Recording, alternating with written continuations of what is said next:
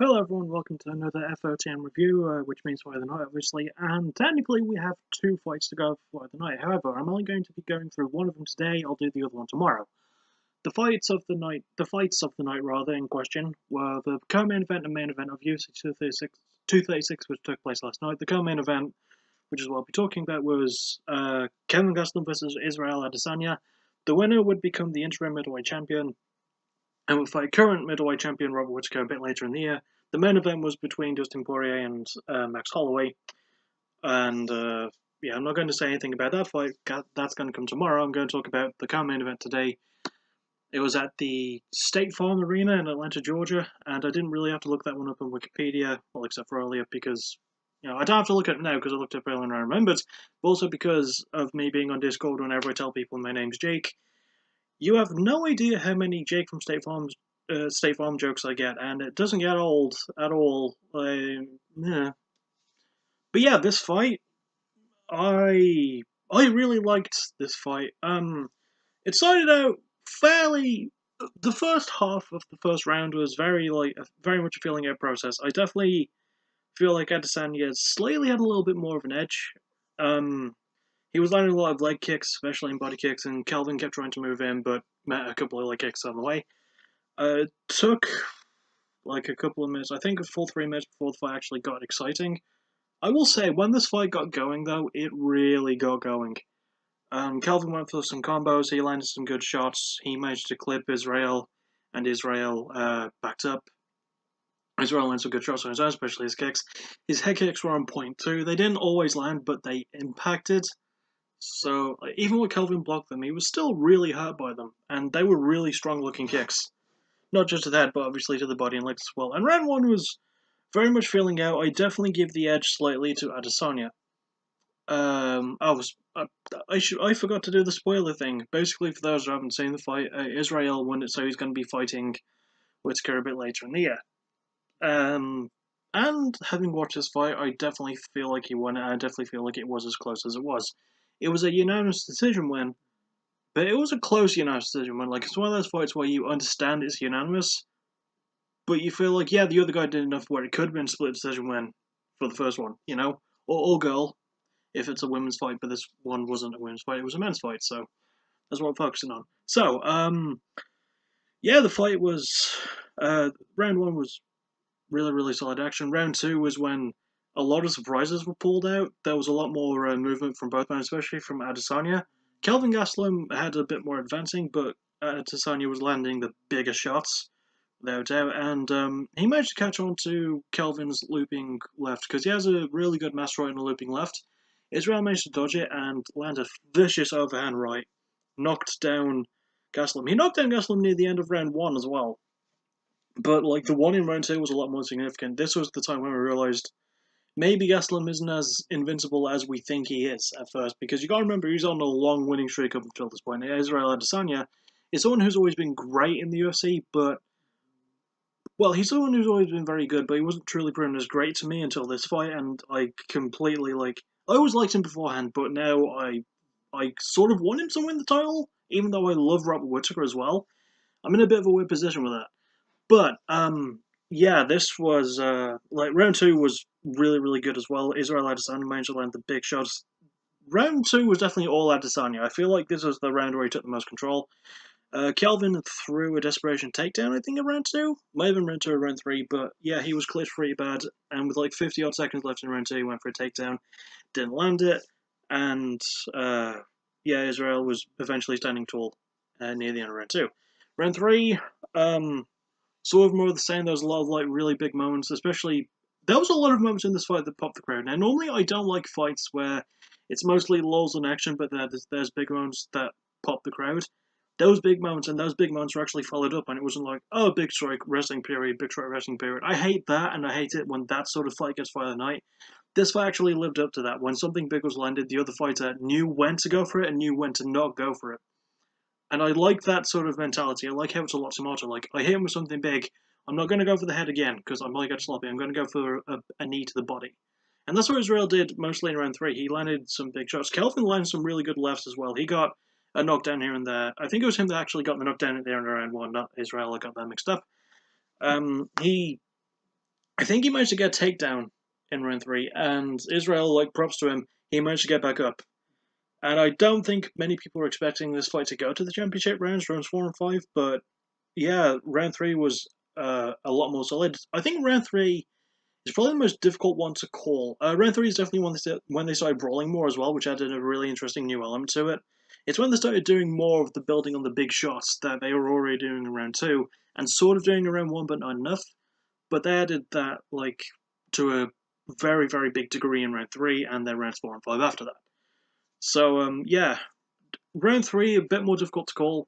I probably side slightly more in favour of Kelvin, I think. I think he managed to land bigger shots. Then we get to round 4, and uh, I feel like whereas Kelvin, slightly pinched round 3, he definitely had more control of round 4. He was landing a lot of really, really big stuff. And he actually, I think it was round 4 when he actually got the takedown. I'm sorry I'm misremembering so much of this fight, especially when I watched it only like an hour ago. But it was a really exciting fight. It was a really good fight. And I liked it. And yeah, Kelvin managed to land a takedown. And but once again, Israel managed to sort of get back up. And it was a lot of the stand-up wars that had been up until that point. It was exciting. Kelvin would land something and try and follow up on it. Then Israel would counter him. This was interesting near the end of round 4. It's something I don't see often enough that I wish I could see more, and I'm hoping I see more of tomorrow when I watch the Poirier-Holloway fights.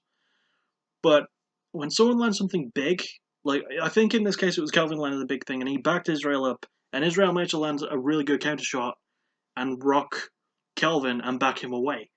You don't really see that enough when a fighter's back is against the cage after they've been hit with something big and they counter and land something big of their own to make it even and push the fight back into the center of the octagon, or at least close to it.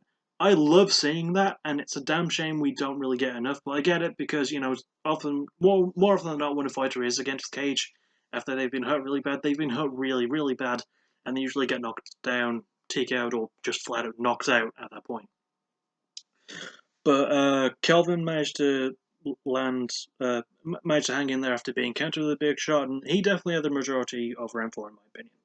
I think round 4 is where he did the most advancing as well. Like, he moved forward a lot more in that round. He was landing big shots, and he used the fact that he was a tank, even though he's 5'9", Israel is 6'4", so 5'9", 5'10", 5'11". He's about 7 inches shorter than Israel is, with a much shorter reach.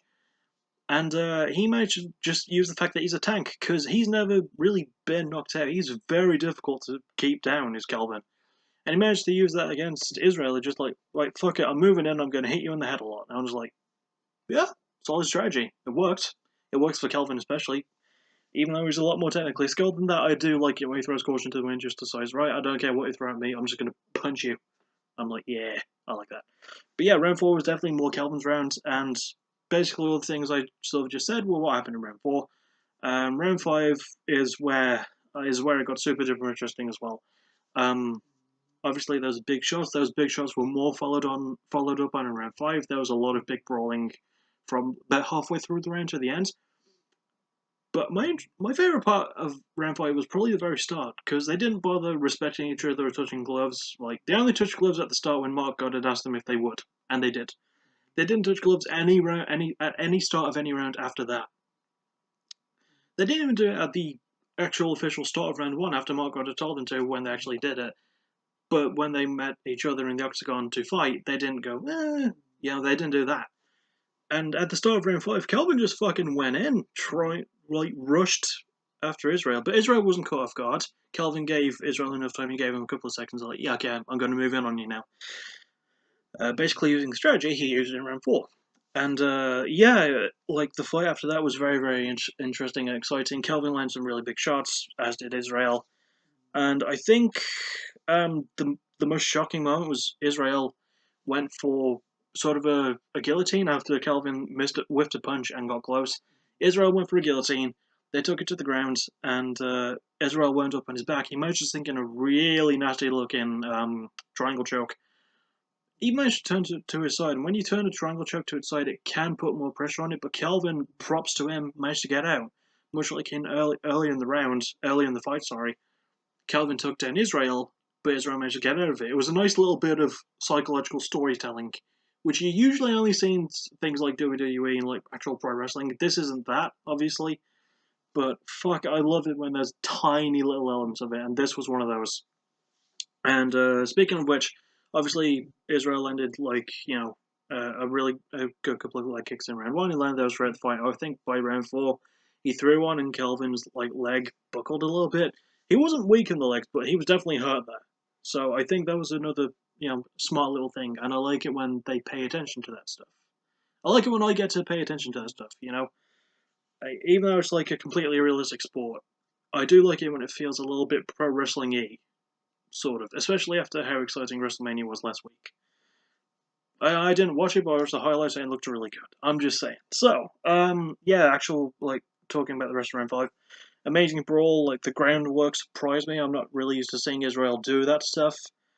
And he got a lot of knockdowns near the end of the fight as well, but Kelvin kept getting back up. He got knocked down like 3 times over the course of 30 seconds. He managed to keep getting back up and toughing it out, and eventually the fight ended when the horn sounded. But god damn it, I've got nothing more to say than I've already said. This was an absolutely great fight. I was doubtful at first, but then I was starting to realise all the elements of it coming together.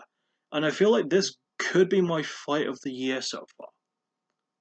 Until I see the main event, then both fights could be on fight of the year. It could be like near the end of 2017 when the fights between Alvarez and Gaethje and what was the other one? Yancy Medeiros and Alex Oliveira, I think was the other one. Yeah, those were my top 2 favourite fights of 2017. So this could be the same case if the Poirier Holloway fight lives up to the expectations as this one did. But speaking back to this one, I loved it. I absolutely feel like Israel Adesanya won. I felt like Kelvin obviously did enough to not feel like I'd have to thought he walks away a bigger star for anything because the heart he showed. And he was busted open. He's not a very easy guy to bust open, let alone knock out. So it says something that I think it was mostly a bloody nose as opposed to a cut.